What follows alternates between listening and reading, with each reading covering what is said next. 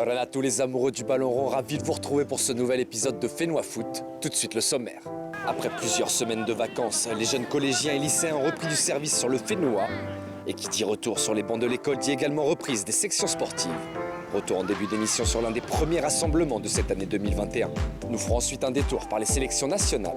Alors que de nombreux étudiants fêtaient les vacances scolaires en allant se prélasser à la plage, d'autres, comme les U16 nationaux, ont préféré prendre la direction du synthétique de la Fédération tahitienne de football. Une présélection, vous le verrez, organisée d'une main de fer par le chef d'orchestre David Chang. Enfin, pour finir, nous ferons un point sur les récentes déclarations du président Edouard Fritsch concernant une éventuelle reprise des compétitions sur le territoire. Célébrons.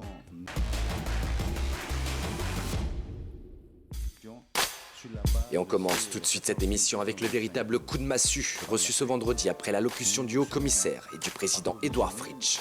Alors que la plupart des clubs de Ligue 1 et Ligue 2 avaient repris les entraînements dans l'espoir de redémarrer les championnats, le maintien des mesures sanitaires en vigueur en a décidé autrement. Un nouveau report qui va obliger la Fédération tahitienne de football à revoir la structure de la fin de saison et de son calendrier. À notre micro, le président Thierry Ariotima. On ne s'attendait pas à ce que le commissaire et le président du gouvernement allongent la durée, parce qu'on espérait qu'ils allaient faire prendre au moins le sport puisque on a suivi les consignes, comme je l'avais dit, on a bien suivi les consignes sanitaires et je ne pense pas qu'il y a eu des Covidiens lors des derniers matchs, mais je sais qu'il y a eu des Covidiens en dehors du sport. Et aujourd'hui, on est un peu surpris que le sport encore est paralysé, puisque ça pose problème pour pas mal de présidents. Vous savez tous qu'on joue à huis clos, il n'y a pas la billetterie. Aujourd'hui, il n'a pas de quoi faire des recherches de choix, puisque tout ça c'est bloqué. On ne peut pas se réunir à plus de 6 personnes. Et nous, on est un peu déçus de cette annonce. On n'a fait que 6 journées, il nous laisse pratiquement 16 à 18 journées. On ne va jamais terminer d'ici le mois d'avril parce qu'il faut qu'on sait aussi que derrière, il y a les éliminatoires de la Coupe du Monde. Il va falloir que nos sélections s'entraînent. On a des tas de problèmes qu'on ne pourra pas de suite comme ça. On a réfléchi là-dessus, mais on va sûrement proposer un nouveau calendrier au club. Voilà. Le comité exécutif de la FTF se réunira à la fin du mois de janvier pour décider de la suite à donner à ce dossier. Il ne serait pas impossible de voir la saison 2020-2021 écourtée. On suivra de très près les décisions prises au cours des prochaines semaines.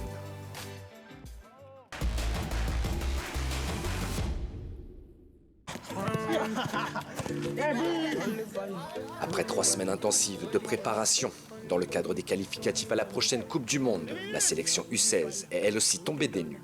Voilà, la Coupe du Monde des U16 a été annulée jusqu'en 2023.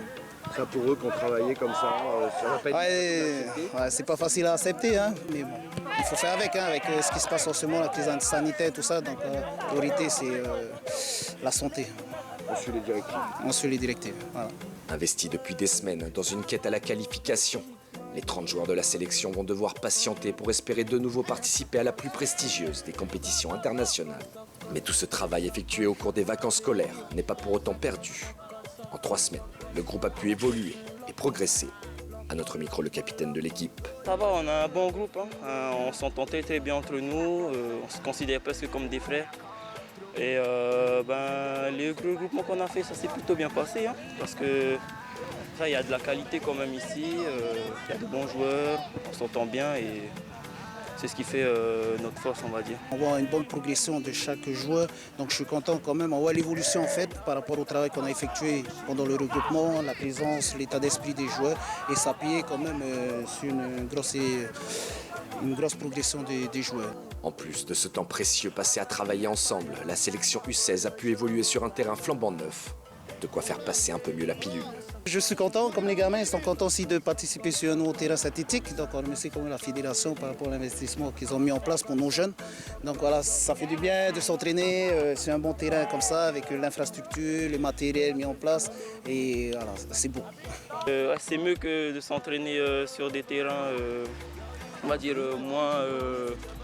moins sophistiqués pour nous. Mais là, ça va avec ce nouveau terrain. On peut faire de bonnes choses.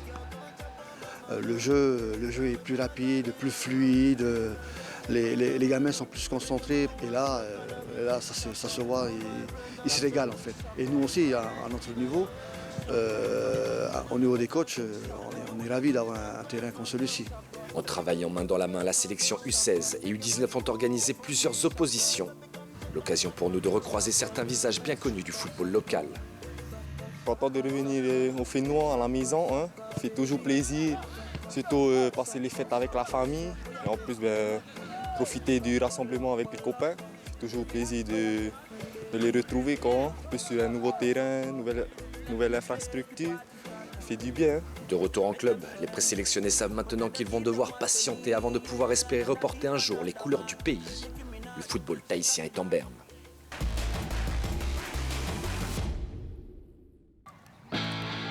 Après quelques semaines de vacances bien méritées, les différentes sections sportives du Fénois sont de retour sur le rectangle vert. Cette semaine, les filles du collège Mako Tévané en ont donc profité pour fouler le nouveau synthétique de la Fédération tahitienne de football.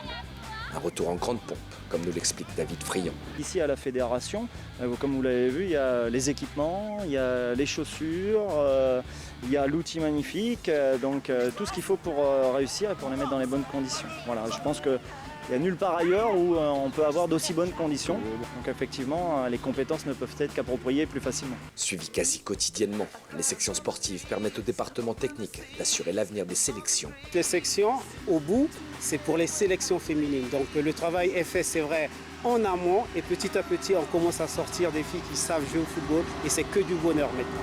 Mais attention, les filles, mais surtout les responsables techniques en ont conscience. L'école reste la priorité. Alors l'avantage de la section sportive, c'est qu'il y a un suivi scolaire, c'est-à-dire qu'on lie toujours le scolaire aux sportifs. Donc elles sont suivies à la fois sur le terrain, mais aussi en dehors du terrain, sur le comportement, sur les résultats scolaires. Depuis maintenant 3 ans, les sections sportives 100% féminines sont en plein boom. Le niveau ne cesse d'évoluer. Une très bonne nouvelle pour l'avenir de nos sélections nationales et du football local.